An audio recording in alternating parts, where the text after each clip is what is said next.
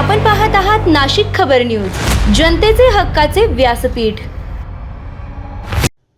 पंढरपूर देवशयनी आषाढी एकादशी निमित्त महाराष्ट्राचे मुख्यमंत्री देवेंद्र फडणवीस यांनी आज पंढरपूर येथे सपत्नीक श्री विठ्ठल रुक्मिणी मातेची शासकीय महापूजा केली। यावेळी राज्यातील शेतकरी, कष्टकरी, माता भगिनी, युवक आणि महाराष्ट्रातील प्रत्येक नागरिकाच्या सुख समृद्धी, उत्तम आरोग्य व मंगलमय भविष्यासाठी त्यांनी विठू माऊलीच्या चरणी प्रार्थना केली। मुख्यमंत्री देवेंद्र फडणवीस म्हणाले की देशाचे पंतप्रधान नरेंद्र मोदी यांनी तरुणासाठी विकास, संधी आणि नव्या आशा आकांक्षांचा जो नवा अध्याय सुरू केला आहे, त्या संकल्पाला अधिक बळ मिळावे, देशातील प्रत्येक युवक युवतीला आपल्या स्वप्नांना गवसणी घालण्याची प्रेरणा आणि संधी मिळावी, तसेच विकसित भारताच्या निर्मितीचा प्रवास अधिक वेगाने पुढे जावा यासाठीही विठ्ठल चरणी प्रार्थना करण्यात आली। यावेळी त्यांनी बळीराजाच्या श्रमांना यश लाभावे, महाराष्ट्र सदैव प्रगतीपथावर राहावा आणि विठ्ठल रुक्मिणी मातेची कृपा महाराष्ट्र, देश आणि प्रत्येक नागरिकावर कायम राहावी अशी प्रार्थना व्यक्त केली। सरकारसाठी काही मागण्याची आवश्यकता नाही।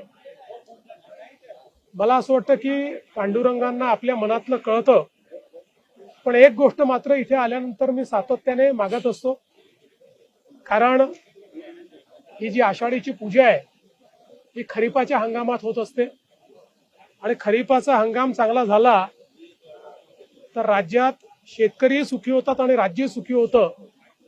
आणि म्हणून मी सातत्याने हीच मागणी पांडुरंगांना करतो की राज्यामध्ये चांगला पाऊस व्हावा आणि शेतकऱ्यांना दिलासा मिळावा, शेती चांगली पिकावी आणि शेतकऱ्यांच्या जीवनामध्ये त्या ठिकाणी आनंद यावा अशी मागणी असते। सोबत पांडुरंगांना हाही आशीर्वाद मागितलाय की देशाचे प्रधानमंत्री माननीय नरेंद्र मोदीजी यांनी आमच्या देशाच्या तरुणाई करता एक नवीन अध्याय सुरू केलेला आहे आणि या तरुणाईला दिशा देण्याकरता, त्यांच्या आशा आकांक्षा पूर्ण करण्याकरता मोदीजी हा जो नवीन अध्याय लिहितायत त्यातही त्यांना आशीर्वाद पांडुरंगाने द्यावा अशा प्रकारची त्यांच्या चरणी प्रार्थना आहे।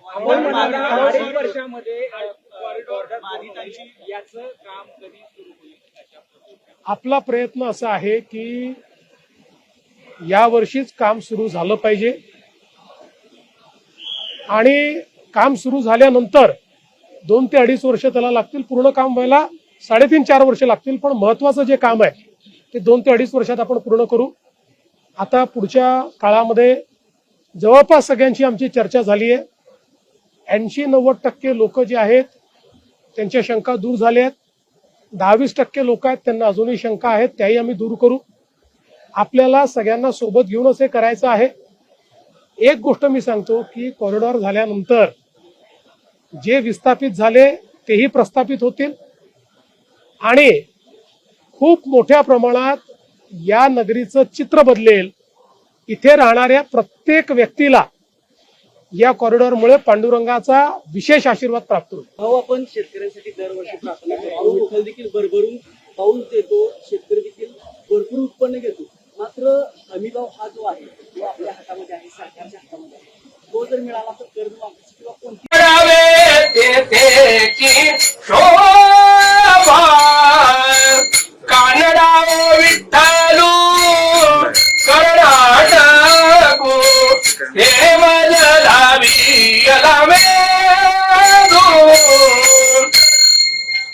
शब्द विना संवादू तुझे विना अनुवादू हे तव कैसे निगमे बरे ही परते बोलणे कुंतले वै खरी कैसे नि सांगे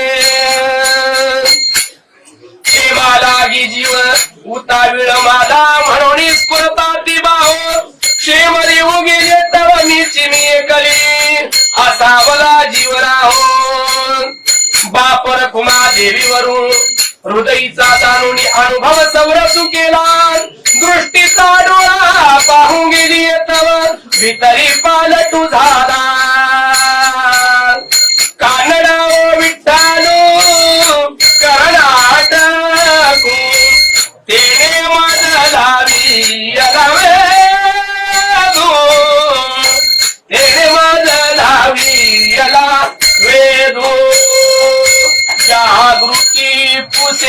साजनी कवन बोलिले अंगणी निरखिता उलयनी वृंदावनी देखिला मणिवेदू मणिवेदू मणिवेदू तयाचा पंढरी रायाचा मग बोलून आईचे केले मना उलमानी बोलले सोनियाचा दिवस आधी अमृत पहाला नाम आठविता रूपी प्रगट पैझाला सोनियाचा दिवस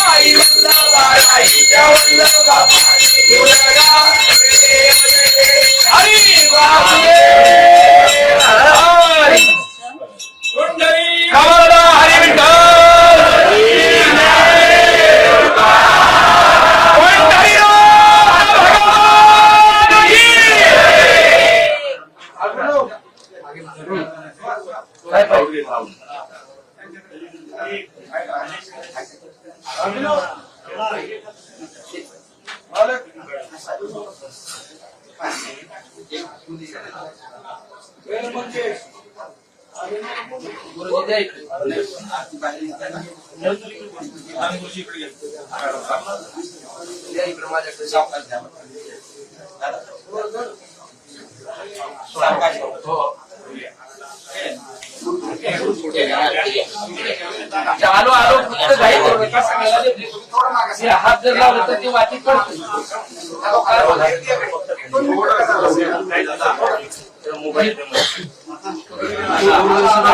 आलो आलो आलो दूरदर्शन थोडा दूरदर्शन हात येतो आपला कॅमेरा येतोय पाठवून घे ना झूम कर ना पाठवून पुढे जातो.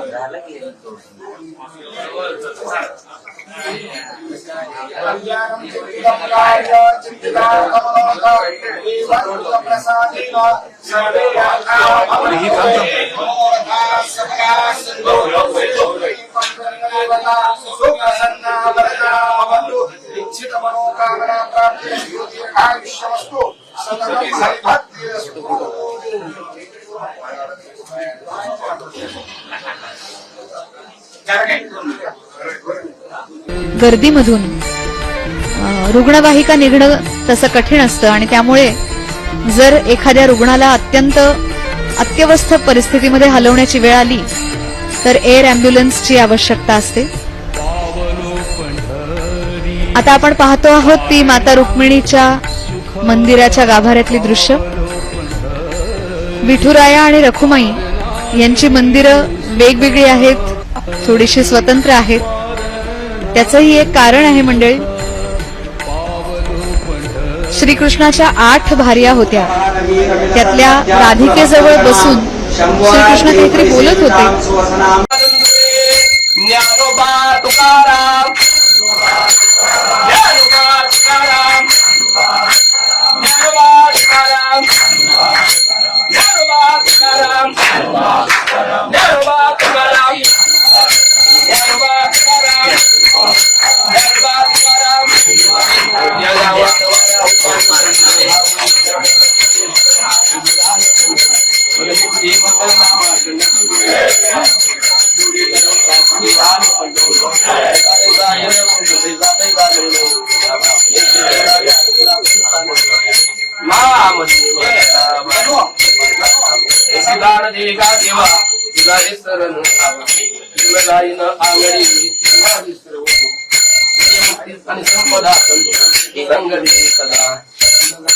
आवडी माझी सर्व विठ्ठल जय जय विठ्ठल जय जय विठ्ठल जय जय विठ्ठल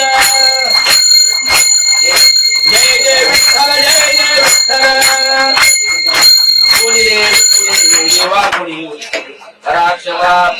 महाराज तुम्ही नाही विचारिला अधिकार घ्या पुढा राक्षमापराध महाराज ज्ञानदेव तुकाराम संभावयति पुण्यात् लक्ष्मीं संस्कृते ओम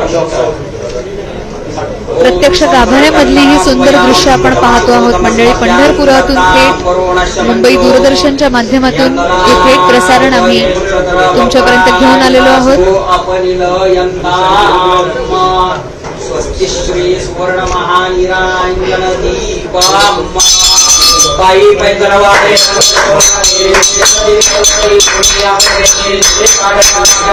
माता रुक्मिणीची आरती या ठिकाणी संपन्न होते.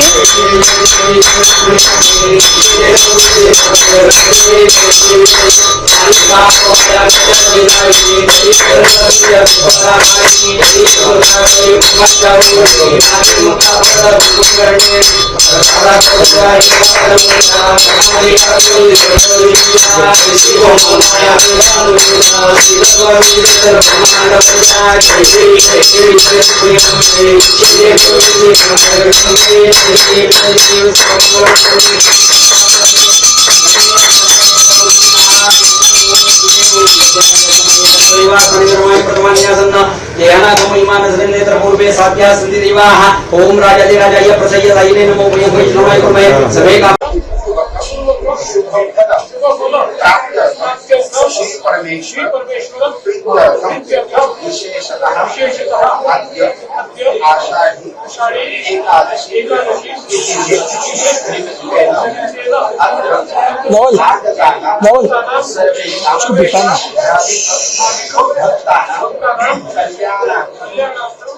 बसायला चालते नाही दिसतंय तू समृद्ध तथा सर्व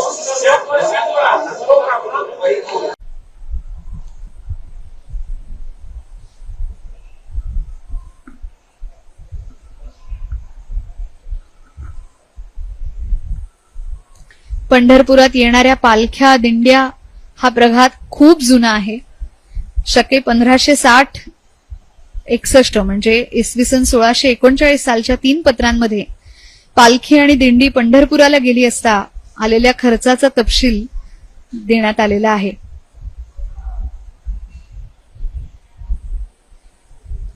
अशा अनेक ऐतिहासिक कागदपत्रांमधून पायी चालत विठुरायाच्या दर्शनाला निघालेल्या अनेक वारकऱ्यांचा उल्लेख आहे.